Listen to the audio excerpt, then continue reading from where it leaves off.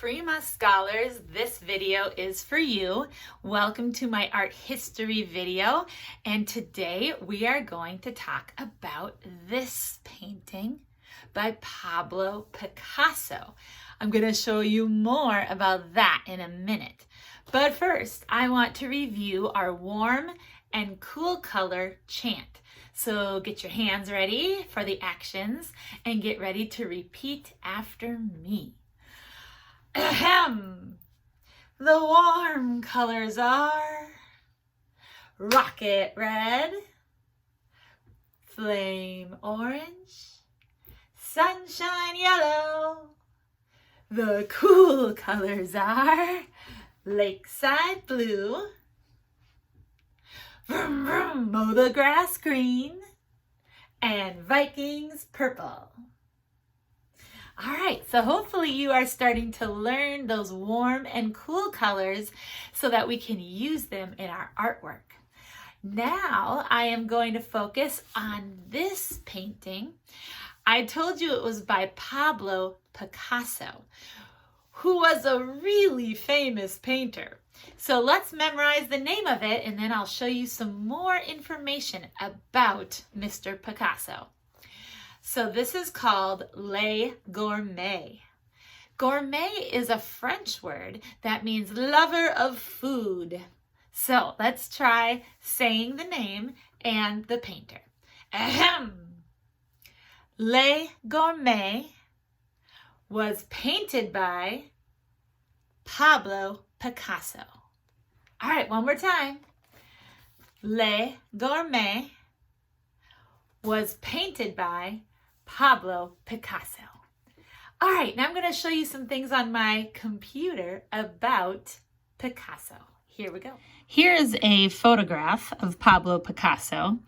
He was born in the late 1800s and he lived till 1973.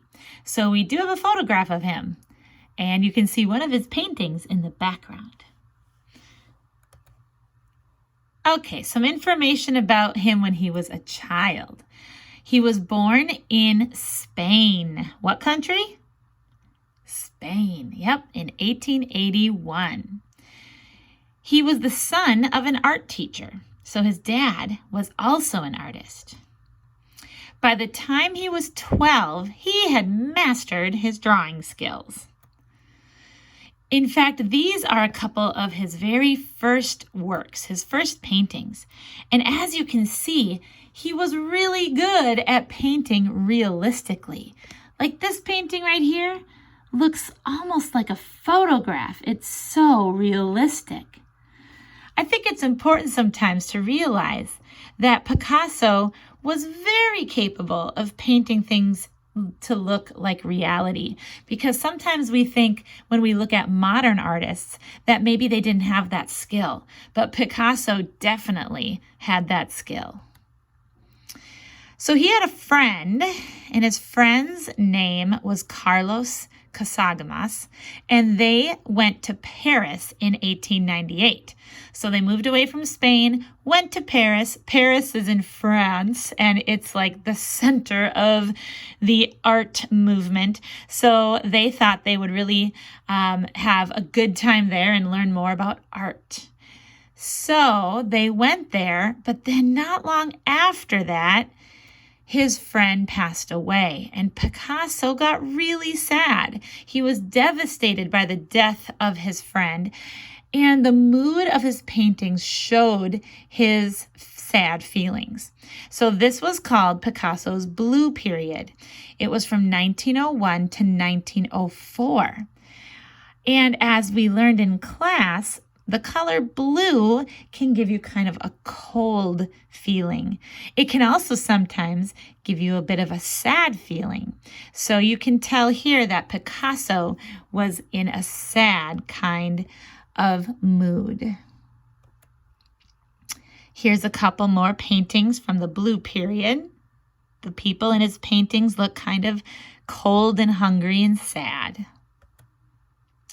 Now, the painting we are going to focus on today was also painted during the Blue Period, and it has a lot of blue in it, But it's not quite as sad looking because this little girl looks like she is enjoying her food.